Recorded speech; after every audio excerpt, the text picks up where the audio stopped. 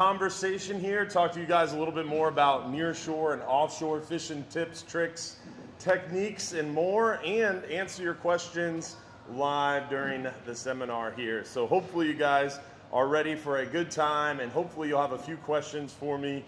That way we can have more of a conversation instead of just me standing up here and talking at you guys. I like to try to talk with you. So hopefully you'll have some questions and we can kind of gear this to what you guys want to hear and what you guys want to talk about instead of me just standing up here and talking for an hour, okay? But by way of introduction, like I said, my name's Captain Dylan Hubbard from Hubbard's Marina over there in Johns Pass, Madeira Beach. We do a little bit of everything on the water, but mostly nearshore and offshore fishing on party boats and then also private fishing charter vessels. And we do a little bit of fishing from the beach all the way out past about 200, 300 foot of water. Today we're going to be mostly talking about that nearshore and offshore fishing game, but we can also chat a little bit about some inshore fishing stuff as well. I know enough to be dangerous there and hopefully answer your questions as well, at least point you in the right direction. So I always like to kind of start these conversations out with telling you what's going on now, what we're looking forward to in the next week or two, and the next month or two, and then from there trying to open it up to questions. And then hopefully you guys want to talk about something specific and we can kind of gear the conversation from there, okay? Also, my good buddy Cliff here is going to be handing out raffle tickets in just a minute.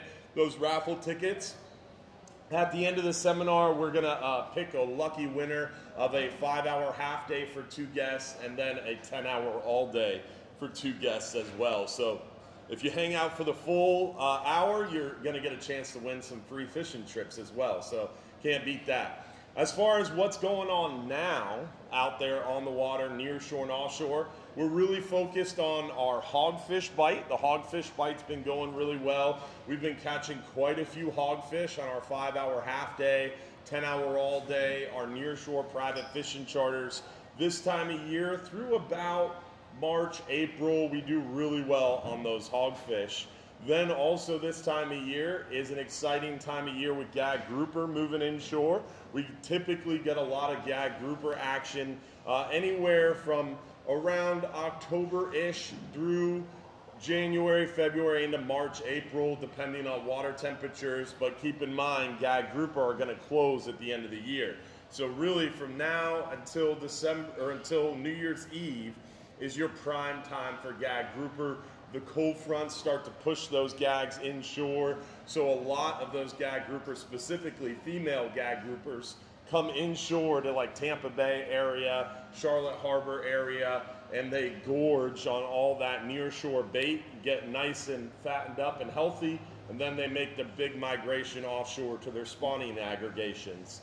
So this is a time of year where we have a lot of gag grouper pushing shallower and shallower, which makes them easier to target, right? So exciting time of year for hogfish and gag grouper. Also, right now we're kind of in the throes of that mackerel run. We still got a lot of mackerel around. There's a handful of kingfish, not a ton of them, but there's a lot of mackerel. Also, what's exciting this time of year, a little shallower, is pompano are picking up, sheep's head are getting really good, flounder bite is going really well. So good time of year inshore, nearshore, offshore. We're really focused on those gag grouper, those scant grouper. The big mangroves get more prolific this time of year. The average size of mangrove snapper we catch goes up significantly, while the numbers, the concentrations go down a little bit. So we typically see a lot of bigger mangrove snapper, but just not as many numbers of mangrove snappers. So exciting time of year, inshore, nearshore, and offshore, but weather, right? Kind of a perfect topic for today. Outside, it's just so beautiful outside right now, right? Because of weather, this time of year becomes a little bit more tricky. Because of the weather, you have to really time your trips around the weather. But the upside of this time of year and the weather systems we get is it makes fishing predictable, at least somewhat predictable as the weather is, which we all know it can be tough to predict the weather, especially for some forecasters out there. So weather is a great predictor or kind of indicator of how the fishing's going to be. This time of year with these cold fronts rolling through, we'll get a really strong cold front, and then what happens behind a cold front? Then all of a sudden a high pressure sets in, right? So whenever we get these big cold fronts rolling through, the fish know it's coming, they gear up for it, and they react to it. A lot of these fish, for example, the easiest one is the snook up here.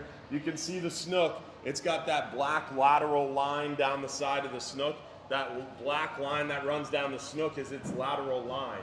Every single fish has a lateral line. Some of these mounts, it's a little harder to find the lateral line, but if you're looking at a grouper, a snapper, even a pinfish, every fish has that lateral line. And what that lateral line is basically a barometer. It's how those fish sense movement under the water. So it's really, really important this time of year with those pressure systems as they're moving around. It really will affect those fish and how they react, how they feed. So as a low pressure comes in, a low pressure can be a cold front, and it can also be a hurricane. Hurricanes are low pressure. Tropical systems are low pressures.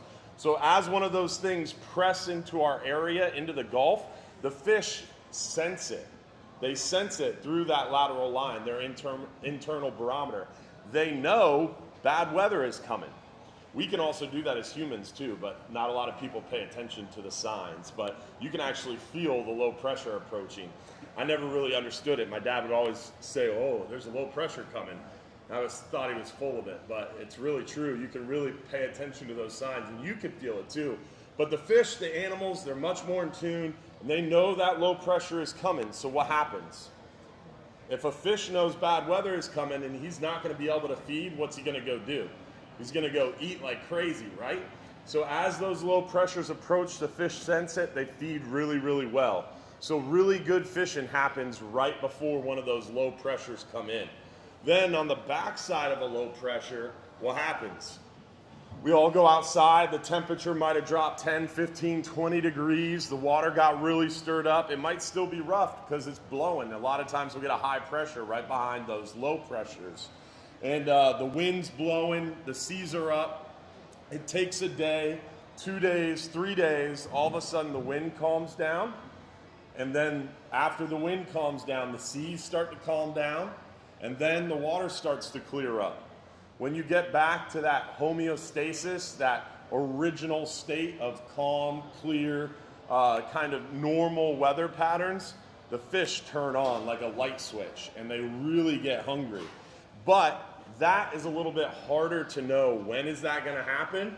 And it also is kind of staggered because some species are like, screw it, I'm going out there and eating, I don't care.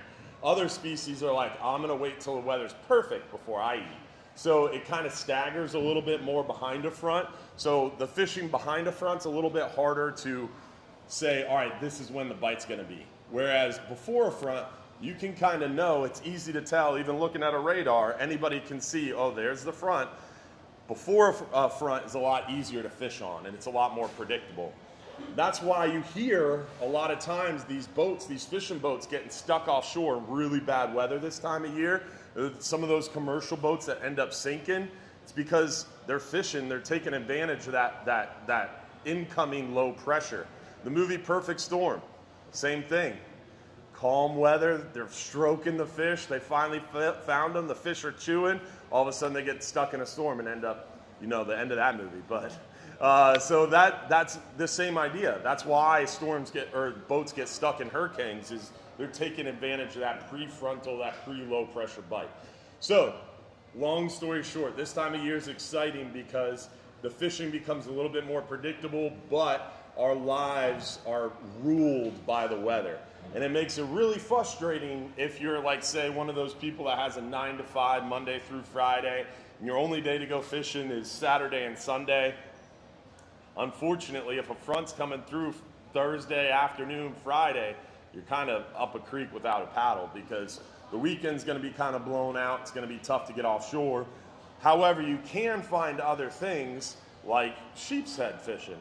Water's really murky, it's really cold, it's all stirred up. Sheep's head are a really, really good item. You could go hide under a bridge out of the wind, with some light tackle, some minimal weight, and a small piece of shrimp and target sheep's head. So there's still things to do when the weather's nasty, but it's definitely affects the ability to get offshore and go deep, right? And that's kind of the downside of this time of year. But that's what's going on now.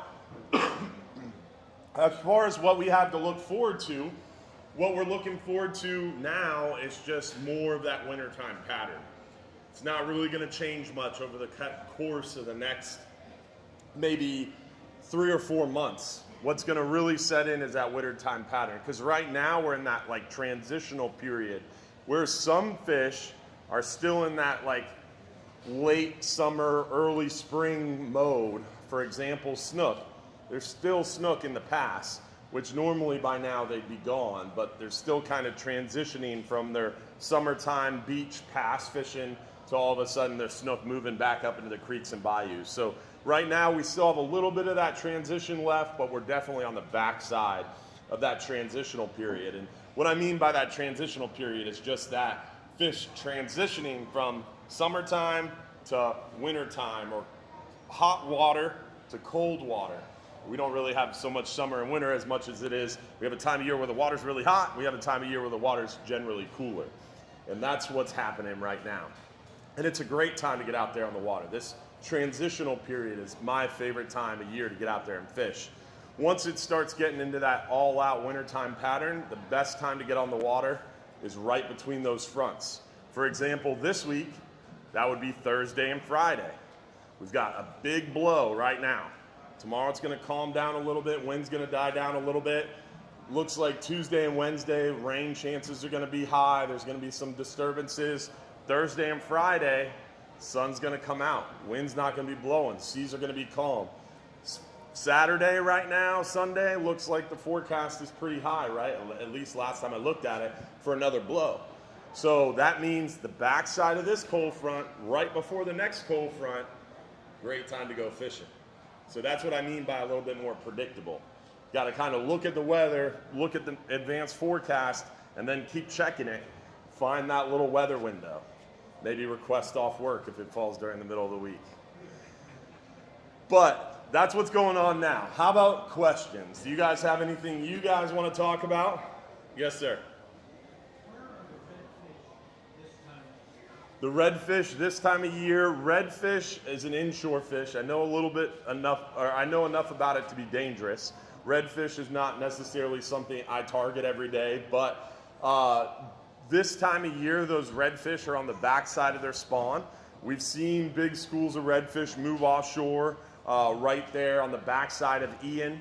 A couple weeks later, front side of Nicole, a lot of those redfish poured back into the pass, at least in our microcosm of inshore fishing, Johns Pass.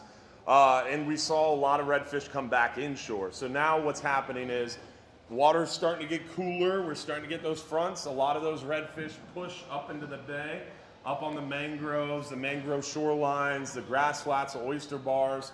And a cold front comes, and behind a cold front, what happens is mullet flush. Mullet really like that nasty stirred up water, that cooling temperature, that low barometer. Something about it just flushes a bunch of mullet out of the back bays, out of our estuaries, out of our bayous. And all of a sudden these big schools of mullet move out. What happens when a big school of mullet gets together? They're like trash fish. They comb a grass flat and they stick their heads down into the mud and muck and they stir it all up. And they eat like the nastiest looking algae stuff. I don't know specifically about what mullet eat, but it's nasty. I can tell you that. And what happens is those big schools of mullet get all riled up and they move over a grass flat and it stirs up the mud, the muck, and the bottom. And all the little shrimp, crabs, bait fish that were down there in the roots of the seagrass or around the roots of the mangrove trees all of a sudden get spooked out and get pushed out. So big bruiser redfish follow those schools of mullet, and even some schooly redfish follow those schools of mullet, and they really can get easily targeted, because when you find that big knot of mullet, which is pretty easy to identify if the water is somewhat clear, then casting right in the school of that mullet with a chunk of dead bait and let it sit. As the school moves on, the redfish come behind, and your dead bait will get sucked up by a nice big redfish. I mean, cut ladyfish, cut mullet, cut threadfin, even cut pinfish are all good dead bait options. Water temperature's really low. Those redfish are cruising on the bottom, and they're typically eaten right off the bottom. So dead cut bait is a typical, really good go-to bait for redfish this time of year, especially the big ones who generally can get a little bit more lazy. Captain Bobby Woodard back there in the white shirt, he's an expert, and he said mullet or ladyfish. What was your favorite one? Ladyfish. So cut ladyfish is his go-to for redfish. He's the redfish expert, not me. So you could pick his brain after the seminar, but that's the overall summary. Yes, sir. Bottom rigs. In the Pacific, the weight's on the bottom. Yep. Here with grouper rig, the weight's between the hook and the reel. Yeah. What's the difference? Great question. So his question was about bottom rigs. In the Pacific, the weight's on the bottom. Where we fish in the Gulf, our system of attack is a little bit different. And what's unique about your question is bringing up how when you fish one area, the recommended tackle can be one thing. What's really unique to me, in my mind at least, is when I was pretty young, we were blessed to go on this long family trip, and we did some fishing charters starting in like Cocoa Beach all the way up through like North Carolina. And every place we went, even if it was 15 miles apart, the rig was different. The technique was different. The bait was different. Everything was different. Even when we were fishing for snapper and grouper that whole way up, it really, even a young age, I'm like, this is pretty interesting.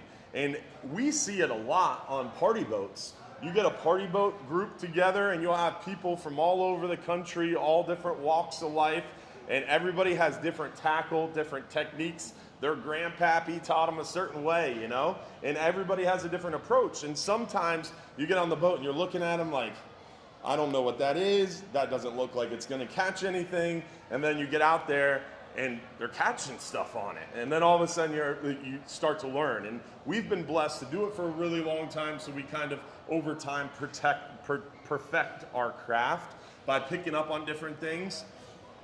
In Central West Florida, we're unique because we have the West Florida shelf.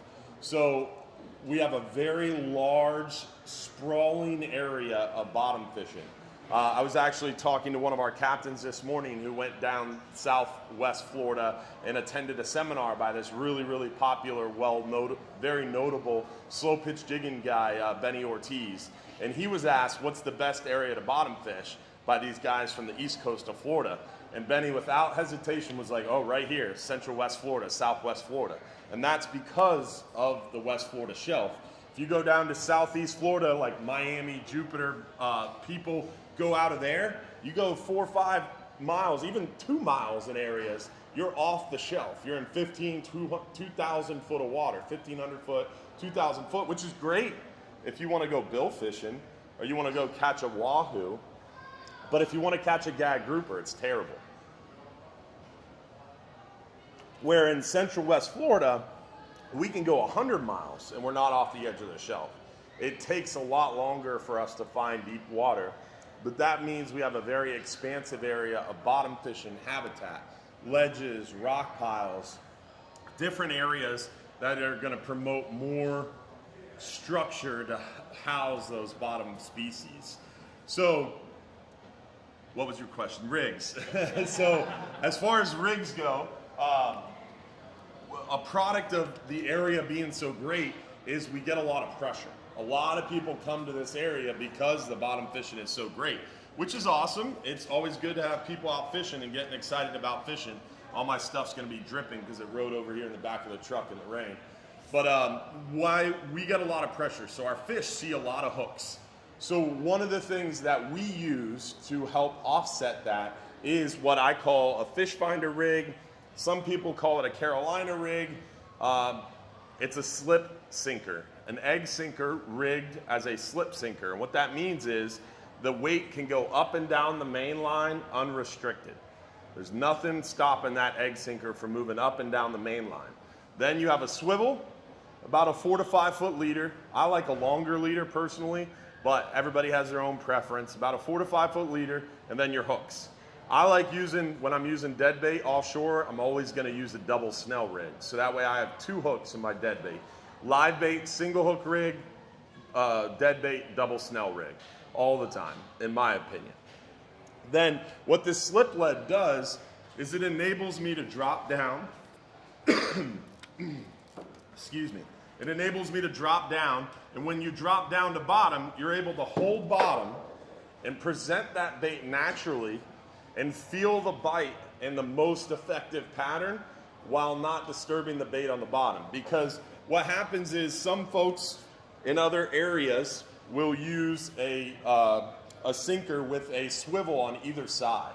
Or they'll put a crimp up here on the line so the swivel can only travel, or the lead can only travel so far. And what happens is, when you restrict that lead, the fish has to bite this hook hard enough to move that lead.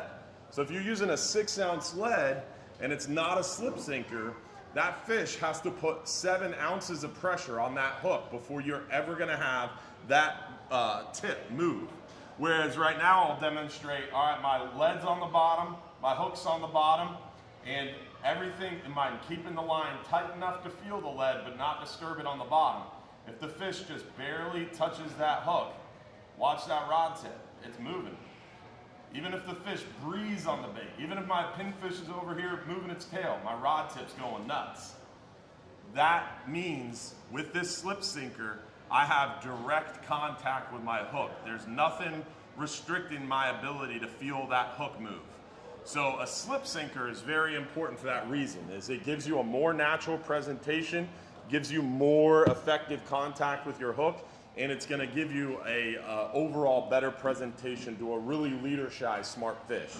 Your rig that you were talking about, using a drop sinker is what it's called somewhere. Chicken rig is where it's called other places. Porgy rig, I've heard it called, where you have a hook, or I mean you have a lead, and then up a little bit, you'll have a hook coming off of it, and then up a little bit more, you have another hook coming off of it. That's, in my opinion, called the chicken rig, but everybody calls it different. What happens there is, you still, if it's laying flat on the bottom, you still have to have a fish grab that hook hard enough to move your rod tip, which in most cases, it still has to disturb the lead. It's a little bit more effective than having a swivel on either side of your egg sinker. You're gonna have a little bit more tension and feeling in your tip of your rod, but it's not the best method. Plus, it's not as natural of a presentation. Think of when you go to your high-end steakhouse, right? Your high-end steakhouse, when you spend $30 on a plate of food, when it comes out, if they just threw the steak on the plate and slapped some potatoes on it, you're like, what? But if you go to a high-end steakhouse and you sit down and you order some food, it comes out and they got it dressed up, it's all looking fancy on your plate, the presentation is good, right? And what happens? It's mental. When you see nice presentation, it makes you hungrier, right? More appetizing. It's the same thing for a fish. That big gag grouper who's seen 40 different hooks in the last month and a half, presentation is key. If you have a natural presentation, he's gonna be more enticed to bite. So you really gotta think like a fish, I call it, and make sure your presentation is natural, and that's gonna entice the bite. So we use this fish finder rig to help us have sensitivity, better feel the bite, and a more natural presentation. And then if I was using braided line, not so good with the sliding weight, how much fluoro would I have to allow underneath that weight? So his question was, if you're using braided line, you can't really use the slip sinker, right? Because if you do the slip sinker on braided line, what happens? You get tangled every single time. And we see that a lot on the party boat. People will come out and they'll tie their braided line right to this swivel and use this same setup. If you do that, you might get to the bottom once, maybe, without a tangle. But 9 out of 10 times you drop the bottom, you're gonna get tangled up. Because as that sinker goes up the line, the braid just does whatever the heck it wants, and it's gonna tie up your lead, it's gonna tie up your leader, it becomes a nightmare. So you have to fish monofilament or fluorocarbon to your swivel. So if you wanna opt for braided line, that's fine, but every single time you go fishing, bottom fishing at least, you're gonna have to have a line-to-line knot and what we call a top shot, or a leader before your leader. So this is that same setup. So right here, I'm fishing braided line in my reel. I've got a line-to-line knot, and then I've got about probably, I don't know what's on here now, but probably about maybe 40 feet, 50 feet of monofilament, and there's my line-to-line knot right there. So that way I've got braided line in my reel, but most of the line in the water is gonna be, or most of the line near the bottom is gonna be monofilament or fluorocarbon. Because I wanna make sure of that for a few reasons. Not only what we talked about earlier, I wanna prevent tangles, but also having monofilament or fluorocarbon near the bottom makes the line disappear better in the water, and it gives me a little bit more abrasion resistance. A lot of braid is not so abrasion resistant. It's getting a lot better nowadays, but when it first came out, braid was not abrasion resistant very much at all. It's very abrasive on your hands, but once it rubs up against a rock, it just melts like butter. Whereas it's gotten a lot better, but abrasion resistance, disappearing in the water, and then also a shock absorber. How would you like to drive a vehicle that didn't have shocks on it? No one would like that. You gotta have shocks on your vehicle, and you gotta have nice ones, right? Nicer the car, the better the shocks, the smoother the ride, right? Same thing when you're fishing. If you fish straight braided line to your swivel when you're bottom fishing, you're gonna lose a lot of fish because there's no shock absorber. And what happens is, as you hook that fish, they're not dumb. A big mangrove snapper, those big gags, the bigger fish have been around the block once. They're smart. And what happens is, especially mangrove snapper, when you hook a mangrove snapper and you start reeling them up, about halfway up, it feels like he fell off the hook. And what happens is they're actually got their mouth open and they're swimming up with their face towards the boat with their mouth open, shaking their head. And they're trying to spit your hook. So if you give him any slack, he's gonna get slack in the line and it's gonna make it easier for him to spit your hook. And if you don't have that top shot or that shock absorber, he's gonna be able to tear a hole in the side of his face and more easily spit the hook. If you're fishing a really short top shot, you'll notice when you reel up a fish from deep water, a lot of times when you go to unhook it, there's already a big hole and your hook's just kind of dangling in there. That's because he's able to tear that hole because you didn't have a lot of shock absorbers. So a lot of people nowadays, they make these really fancy graphite rods that are super stiff. That's all well and good, but it's not good for fishing. You'll notice all my fishing rods, all the ones we sell at Hubbard's Marina, all the ones that I have up here behind me, you'll notice that rod tip. This is only a 6-ounce lead, and you can notice how much that rod tip's bending by just jiggling the rod up and down a little bit. It's got a really soft tip. Not only do I have a top shot on here, but I've got a very soft tip. And that soft tip is gonna help me with sensitivity. It's gonna help me feel the bite in deep water, and it's gonna give. It's gonna give and give that shock absorption to the fish. And when I hook a fish, when I feel a bite, I'm gonna start cranking like a madman. And once I got him beat and I know he's up off the bottom, I'm gonna drop my rod tip and point it at the fish. And then if he digs, I'm gonna lower the rod tip and let him have some slack. Because the first quarter of the fight is the one battle. And it's a big battle. Getting him up off the bottom successfully without him breaking you off or rocking you up. Once he's up off the bottom, you've stressed out all of your knots, all of your tackle. You've maxed out all of your tackle's ability. And it might be nicked. He might have got you in the rock a little bit. Your hook might even be a little bent. So then once you've got him beat, he's up off the bottom, then the challenge becomes finessing that fish to the surface and making sure it doesn't come unhooked. Constant pressure while not giving up, and then also making sure that if he digs, you gotta give him some. You gotta kind of lean towards him and point the rod tip at him, so that way you're not further stressing out your tackle. Nothing worse than getting a really big bite you've been waiting for, getting him up off the bottom, and then getting to the point where you can see color, and he comes unbuttoned. That happens a lot because your tackle's stressed out, your hook's bent out, and you're so excited, you're not paying attention, and all of a sudden you lift up one time when you didn't need to. Once it's off the bottom, stop juking the rod up and down, stop pumping them. Just slow, steady crank, get them up to the boat quickly, efficiently, while not stressing out the tackle any further. And use a soft tipped rod. This rod has a lot of backbone. You'll notice there's a lot of backbone in there. From this third guide, second guide, first guide, it's not bending a lot, but that tip of the rod is bending a lot. It's got a soft tip, but a lot of backbone. And that's the way I like my bottom fishing rod set up. Also, you'll notice I've got a big foregrip, extra long foregrip.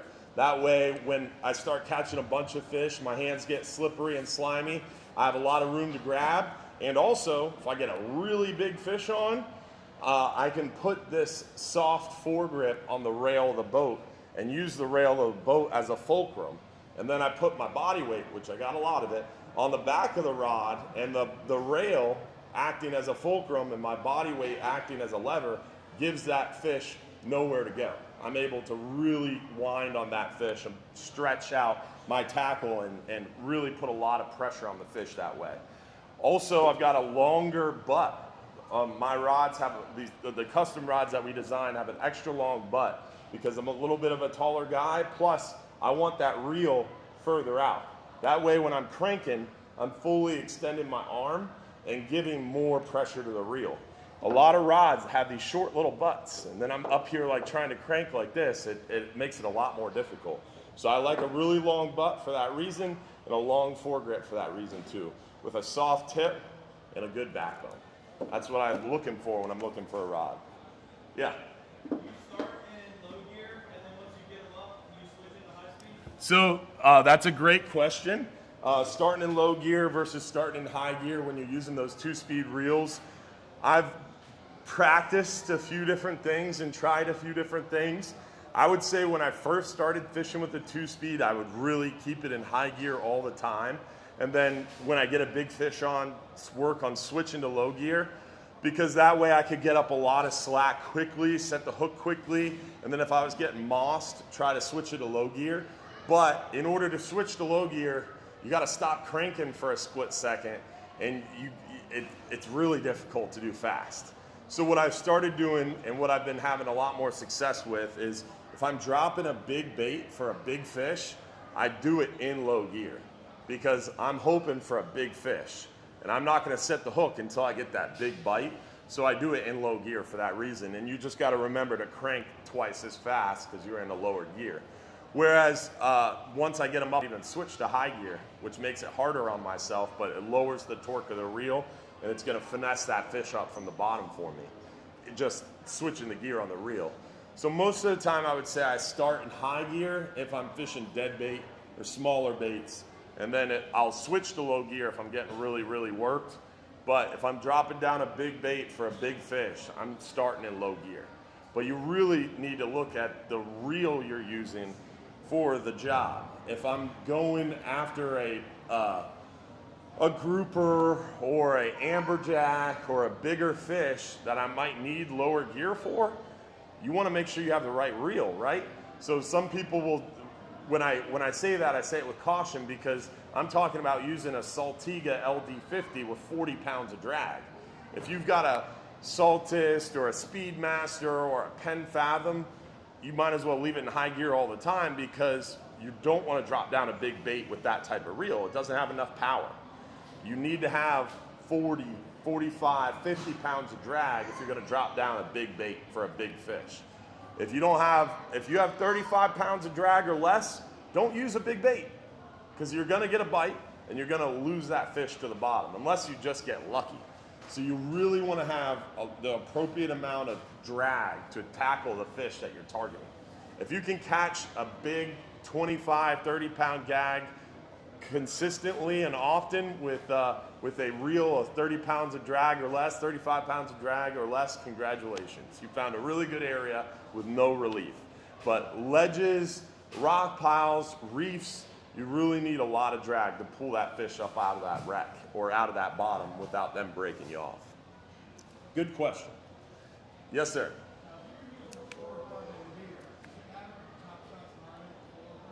So great question. If you're using a fluorocarbon leader, doesn't matter if your top shot is fluorocarbon or mono. In my opinion, no. I almost always use a fluorocarbon leader with a mono top shot. I was using fluorocarbon top shots for a while, but it's really expensive and super unnecessary. I would go mono for the top shot because it's a lot of times a little bit more stretchy and a little bit more soft. And then I like fluorocarbon because it has less memory, it's harder, typically a little bit more abrasion resistant for the leader. So line to line knots, in my opinion, the best line, actually it's not my opinion, in my opinion it's fact, the best line to line knot is a PR bobbin knot. I'm not that great at tying it. The guys at Hogfish tie most of mine for me, but I'm learning how to do it, and I could do it in a pinch, but I don't trust my PR bobbin knot as much. An FG knot is right below that in strength, and it's a lot easier to tie. The PR bobbin knot, you need a bobbin tool to tie it, and it's really, really tricky. I know guys who can flip one together on the boat, in the wind, offshore. I would not even attempt that. I'd tie it at home with the door closed and the kids are asleep. So that way I can devote time to it, you know. But an FG knot's a little easier to tie. You can tie that on a boat a little easier. You don't need a special tool for it. But it's really tricky too. My opinion, my favorite one is like the reverse Albright knot. The Alberto knot's an easy one. The easiest line-to-line knot is a double uni knot. And it works fine, but it doesn't work to go through the guides, especially these higher end rods with these really sensitive, smaller guides, like slow pitch jig fishing, for example. A double uni knot won't work. So if my line to line knot doesn't have to go through the guides, like on this spinning rodded reel I was using for knocker rig fishing, I use a double uni knot on this because my line to line knot's right at the tip. I'm not reeling it up through the guides every single time. So I use a double uni knot. But on a rod like this, where I've got 40, 50 feet of mono on top of the braid, I use a reverse Albright knot because it's going up and down through the guides all the time. But a perfect case scenario, I'll go to Dogfish or Bass Pro and get it lined up and have a professional put a PR bobbin knot on there. But I'm learning slowly. But that's in my opinion, PR bobbin knot, FG knot, but find something that works for you, that you're confident in, that you're good at tying. There's a bunch of them out there. But thinner is better when you're going through the guides. Any other questions? Drag science. Okay, you mentioned 35 pounds of drag. Okay, I have 65 pounds in line, but I'm at 200 feet. To me, Yep. it should be fine, but I hear that the further down you are, the less drag you can use. Is that true? So drag science is a whole different seminar, and in my opinion, people overthink it way too much. But you're right, physics, the further down you are, the less drag you can exert because there's other forces exerted on the line. So that's 100% true. But as far as drag science go, I keep it really, really simple. I look at my drag rating in my reel, and that dictates everything. So often people are like, yeah, I'm gonna buy this reel, I'm gonna put 80-pound test on it. Why? That reel's got 40 pounds of drag. Why would you put 80-pound test on it? You're creating too much drag in the water. You don't have enough line capacity. You're defeating a lot of purpose of the reel. If that reel's only got 40 pounds of drag capacity, you should really think about putting maybe 60-pound test on it. And I feel like a lot of tackle shops, I battle with people about this because I'll bring in a reel and I'll put it on the counter and they're like, yeah, I'll put 80 on there. No, I'm gonna put 60 on there. I want 60. I want more line capacity. There's no reason to have 80-pound main line. Now, if I'm fishing for a big fish, I might have a reel with 60-pound main line and I might have 80-pound, maybe even 100-pound leader on it. Leader is different than main line. Main line's gonna be what's in the water column, what the current is exerting on. So why would I use really heavy main line when I don't need to? The reel only has a certain amount of drag. The same thing applies to the rod. People are like, oh yeah, I got this 50 to 100-pound class rated extra heavy rod, and then they've got a Penn Fathom LD30 on there with like 20 pounds of drag. I'm like, why? you don't feel the bite. You can't feel the bite. Your rod, you're using a broomstick of a rod for a reel that has 20 pounds of drag. You gotta look at your drag rating for your rod. If you've got a rod or a reel with 40 pounds of drag, and you've got a rod that's rated to, if your reel's rated to 40 pounds, your rod's rated 30 to 50 pounds, you could put 600-pound mono on that reel, and it's not gonna break the rod. That's what I run into a lot is, a guy bought a reel with 20 pounds of drag, and he bought a rod rated to 100 pounds because he wanted to put a 100-pound line on the reel. It doesn't matter what line you put on the reel. The drag capacity dictates the rod. If you've got a 40-pound max drag rating, if your rod's rated to 50 pounds, you're never gonna break the rod. No matter, I take that back. Under normal circumstances, you're never gonna break the rod with whatever line you put on the reel, because your drag is gonna give before the rod overexerts.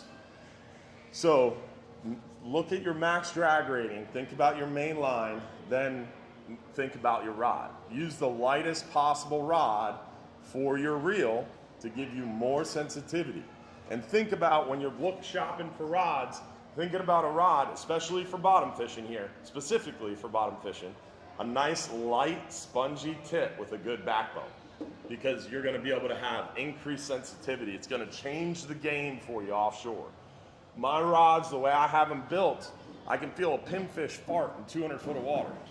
That's what I want. I want to be able to feel the bite. I want to be able to feel the hook and know what's happening. The other day, this past Monday, we were out fishing with some folks from NOAA Fisheries and the Gulf Council, and we were doing a big kind of scientific trip about releasing fish and releasing discard mortality mitigation, making sure the fish we discard have a low mortality rate.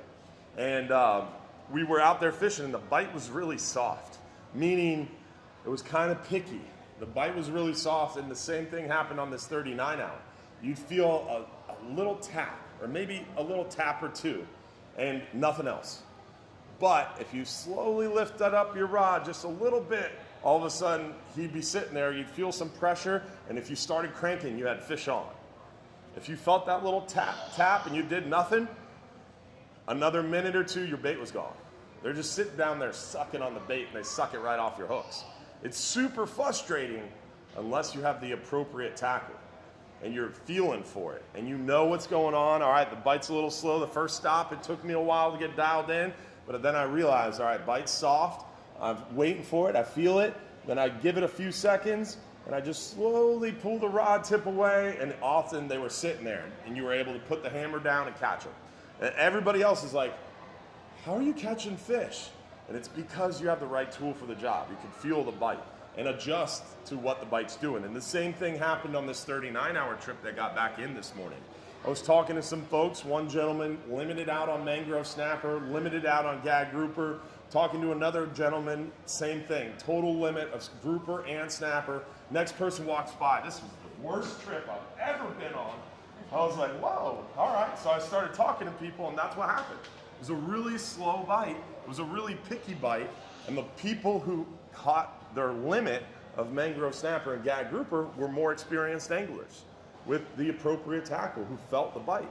And someone else came off the boat. They were like, the only people who caught fish were the people in the back of the boat.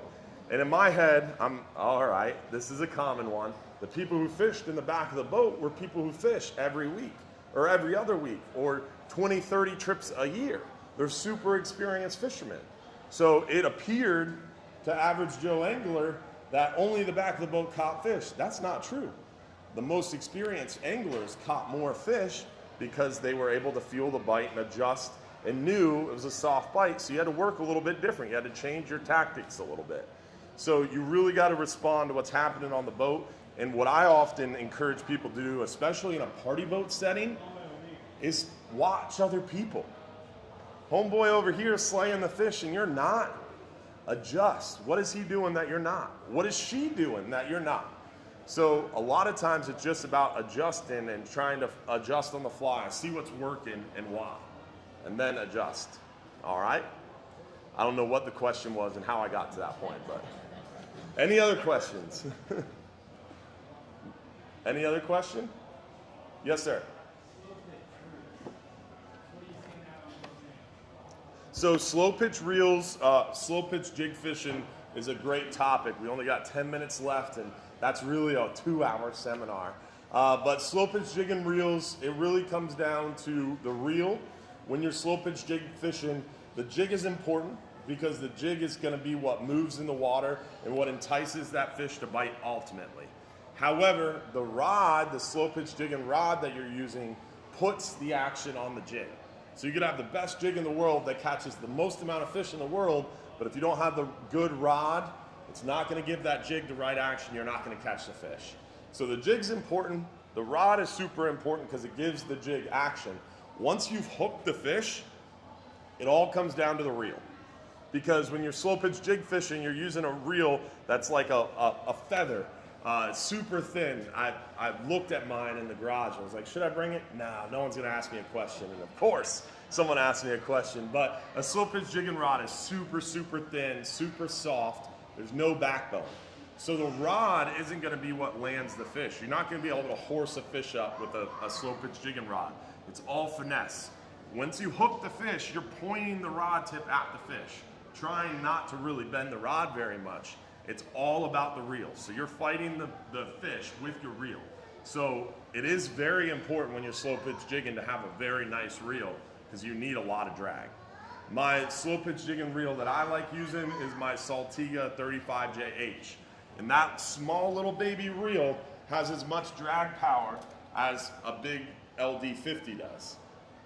Considerably more expensive than most reels because it's got a really advanced drag system in a very small, compact setting. But when you're slow pitch jig fishing, it definitely becomes super important to have a lot of power in a very small, very light frame. And typically more narrow, so that way it's easier to control. So I think your question was, what kind of reel do you like using, right? So the most common slow pitch jigging reels would be like the Accurate 500N, the OSHA jigger from Shimano. But for me, it's all about the Saltiga 35JH. But you don't have to jump right there. If you want to enter slow pitch jig fishing, you've never done it before, there's some cheaper combos that you can get started and figure out if you like it before you invest a lot of money. But slow pitch jig fishing to me is really cool and it's really addictive. It's kind of like the next evolution.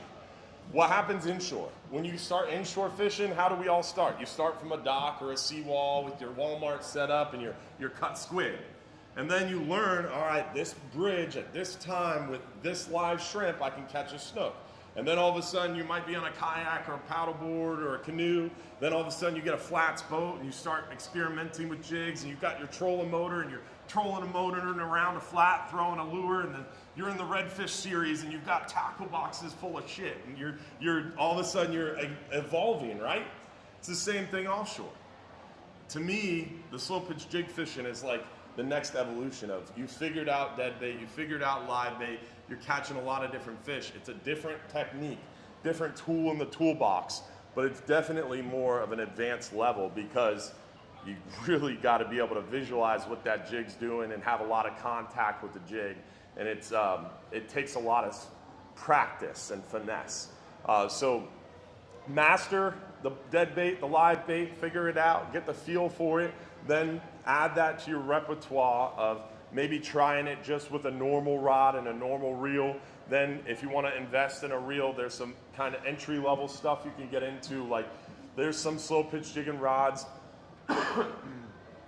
Daiwa, Mustad, Jig Pro, that have some options for like 120, 150 bucks. Then you can get into like Temple Reef, 200, 250, 300 bucks. They have some high-end stuff like 800 bucks.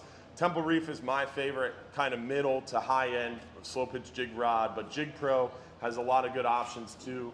And then as far as reels go, start with like maybe a Saltist, 15, 20, 25, 30, and then if you really want to invest, do that Saltiga 35JH, in my opinion, as far as reels are concerned. I like Daiwa the most. They have the best drags. They stand behind their products. Saltiga, any Saltiga series from Daiwa, for 5 years you get a free warranty. that you could just send them a reel and they send it back to you. All you have to do is pay shipping there, and they'll overnight air it, or second day air it back to you, and they service it within 48 hours. So you get them a reel, say you pay ground shipping because you want to save as much money as you can. It's like 10, 15 bucks to send them a reel, and you get it back. Once they get it, it's 4 days till it's back at your front door. So you can send them a reel 2-3 times a year for 30, 40 bucks, and it's going to be constantly serviced by the Daiwa techs. It's really cool. So the high-end Daiwa reels are really good for that reason because of that warranty. So it makes it really worth it to invest the money on the front end because you know you're going to be able to maintain it. Because how often do we keep a reel for more than 5 years, right? Then the next one's out. You got to buy the next one. You can sell it. You've well maintained it using the warranty, right? So you can sell it for a good price. Any other questions?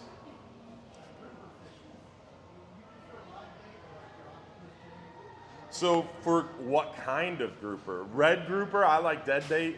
Scamp grouper, I like cut threadfin, mangrove fishing, or a small pinfish. For gags, when gag grouper in deep water, the biggest, liveliest possible live bait, in my opinion. But different times of year it changes. Like this past summer, it was all about big dead baits. The biggest gags were caught on real big chunks of bonita when the water was really hot. But this time of year, when the water gets really cold, those gags are super aggressive and frisky, big live baits become important. So I would say for gags, typically live bait. For red grouper, it's typically dead bait. For scamp grouper, it's a little bit of both. And it depends on the time of year and the depth, but that's the overarching approach. Any other questions? The seminar is that good, huh? Charlie.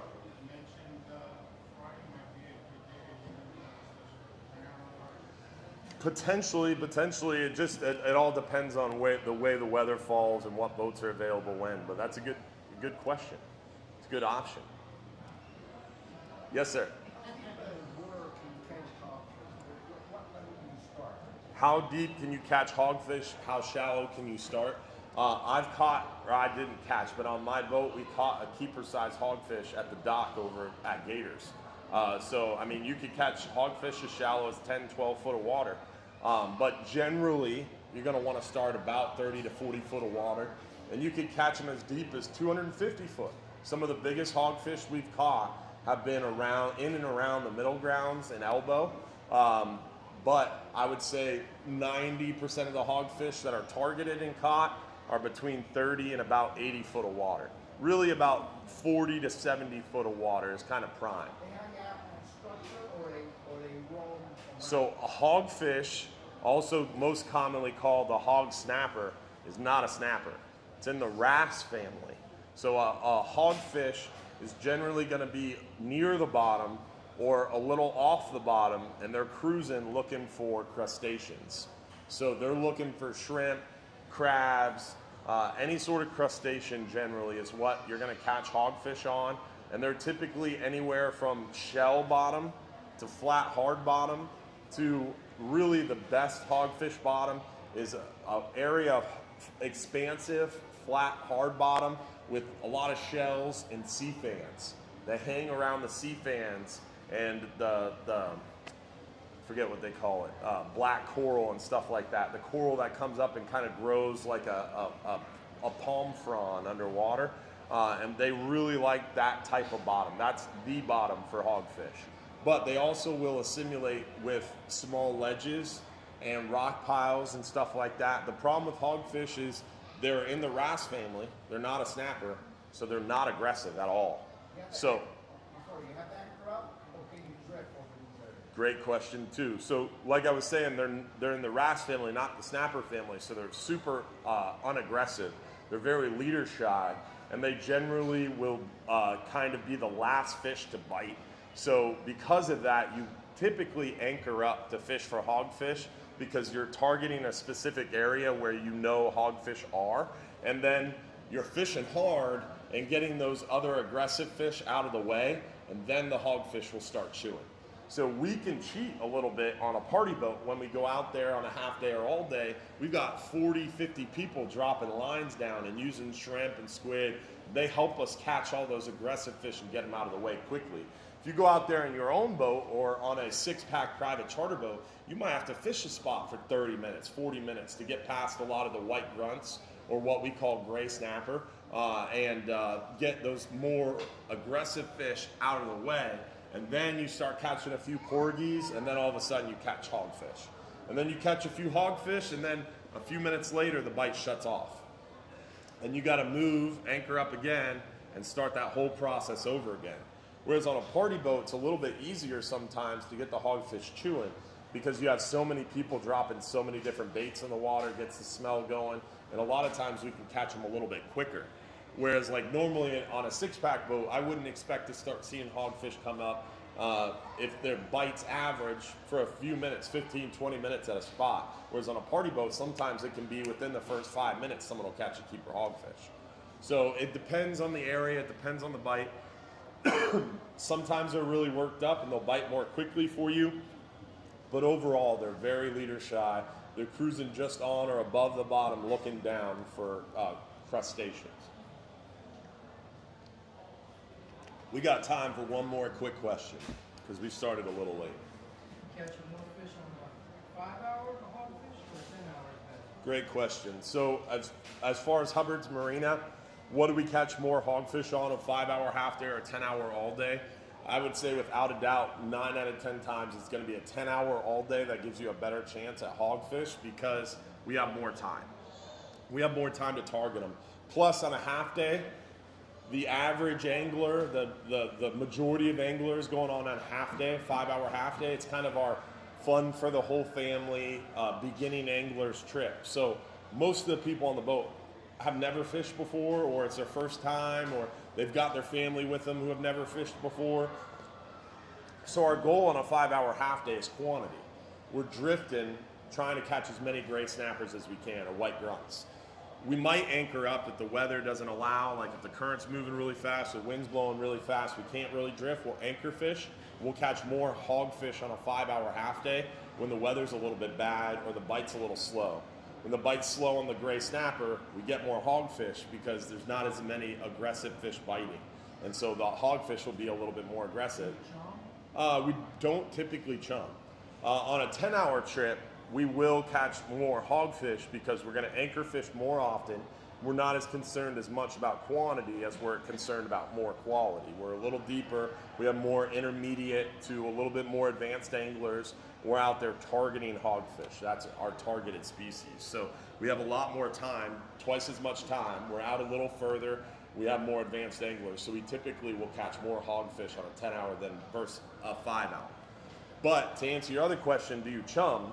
We were talking a second ago about because we're on a party boat, we have more lines in the water. It helps us to attract hogfish more quickly because there's more smell going in the water. So we don't really have to chum. A lot of people come out in the party boat and they're like, we didn't catch very many fish that day. The captain and crew didn't care. They didn't even bother to chum. Why would we chum? We don't have to chum on a party boat because we have so many baits in the water. Whereas like if you go down to the Keys and you go on, forget the boat there in Marathon. What? Robbie's. Yeah, you go to Robbie's, you go out in their party boat, they're going to drop a chum bag immediately because they're in shallow water and they're chumming up the yellowtails. If you go over to a drift boat in Jupiter, go out in a drift boat in Jupiter, they're going to hang a chum bag immediately because they're drifting for kingfish or mackerel. Whereas where we're at, we're bottom fishing for bottom species. If I hung a chum bag off the bottom or the top of the boat, what's going to happen is this is my boat right here. I hang a chum bag, the current's always moving. The current's going somewhere. So if I hang a chum bag and the current's even moderately with the wind, we always anchor up into the wind predominantly. So the wind's coming out of this direction, going this way. Current's 9 out of 10 times somewhat lined up with the wind. Not 9 out of 10 times, 6 out of 10 times mostly lined up with the wind. So let's say the current's with the wind. I hang a chum bag here. If I'm in 100 foot of water, most of the time your chum's gonna hit the bottom somewhere back here. And what I'm doing is I'm effectively taking the fish that were on the spot that I'm over and moving those fish away from my hooks and away from my anglers on the boat because the chum's hitting the bottom way, way further back than my 6-ounce leads are bringing my baits down to the bottom. So chumming on the surface when you're bottom fishing can actually hurt the bottom fishing. What we will do on wild bottom fishing when we do intend to chum in those rare circumstances is we'll use what's called a chum bomb. So on the flip side, not on our party boat, but on maybe a private charter where we only got a handful of people in the water, we don't have as much natural chum slick going on because there's not as many lines in the water. Then we'll use what we call a chum bomb, and that is the most common form of that is just taking a big ball of chum, like aquatic nutrition sport fishing chum. They sell it over here at Bass Pro Shops. They make a chum drop, they make a snapper up, they make super shrimps is I think what they call it. It is really super shrimps, and they're little pellets and they're quick sinking. And that's the idea, is they fall to the bottom really quickly, so they actually hit the bottom where you're fishing. And the super shrimps is actually specifically designed for hogfish. It's little pellets, and as they go in the water, they dissolve, and it's this shrimp smell to get those hogfish excited. It also works for a variety of snapper. But chum drop from aquatic nutrition sport fishing chums, we'll mix that all up with some oatmeal maybe, and then we'll freeze it. And you can freeze it in a solo cup, and then put a little egg sinker in there with a loop of line through that egg sinker, and leave that loop of line out of the chum, and put that solo cup with the chum in your freezer like a popsicle. And then the next morning when you're ready to go fishing, you grab it, take it out there, throw it in the live well, and you can just pull on that line, and that chum popsicle will come out. You tie that on a line, you could drop it straight to the bottom and just jig it up and down once or twice, and it'll break up right on the bottom, right where all your lines are, and it can get the fish excited for you.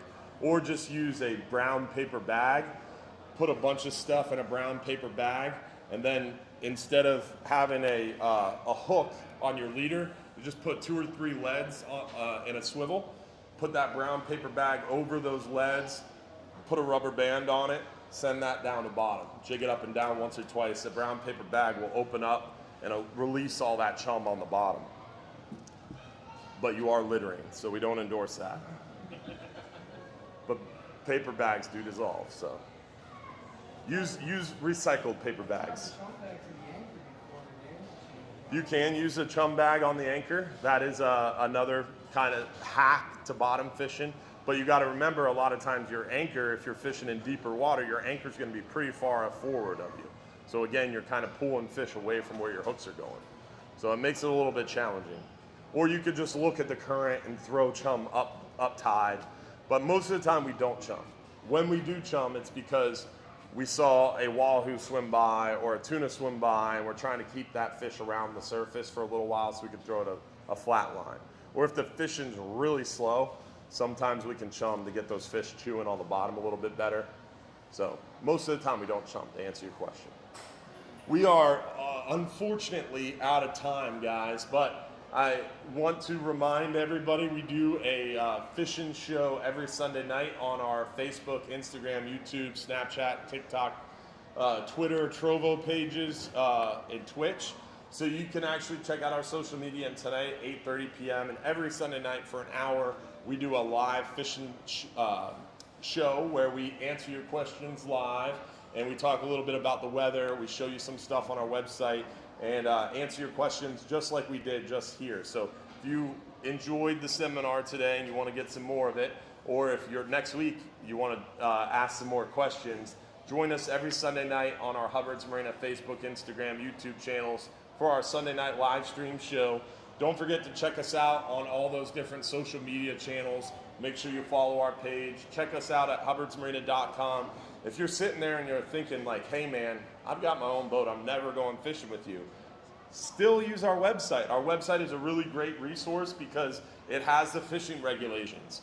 It has all these seminars that we do on our website. So there's a lot of fishing videos the weather's doing. You can always use our website for that. So even if you have your own boat or you fish with your buddy and you're never going to fish with me, check out our website, hubbardsmarina.com. It has a lot of helpful information there for you. And check out our Sunday night shows.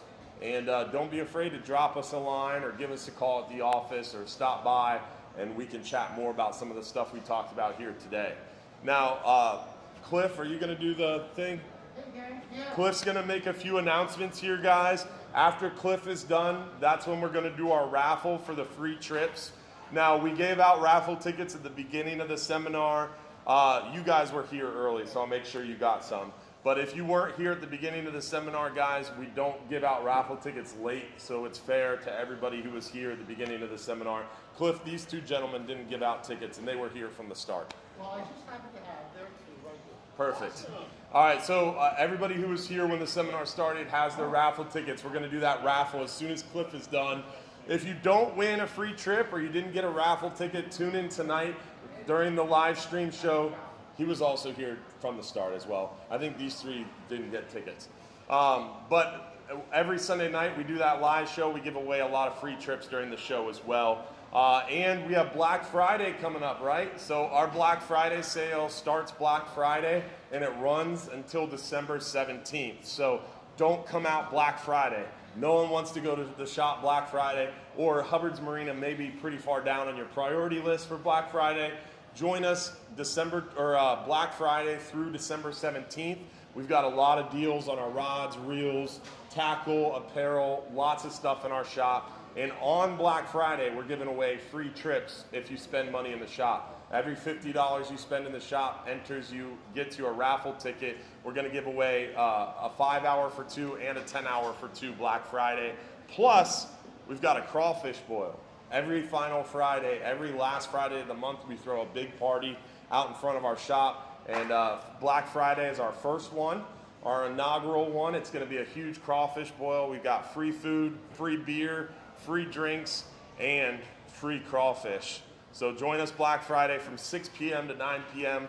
for that final Friday party. And we're doing a toy drive until December 17th. No, December 15th, I think. You can stop by with a new unwrapped toy and you get 25% off a trip with us as well. So join us for the toy drive, join us for the Black Friday sale, or come out for the crawfish boil. And don't forget, if you're too busy to go fishing, you're just too darn busy. So go ahead, Cliff, take it away, buddy. Okay, a lot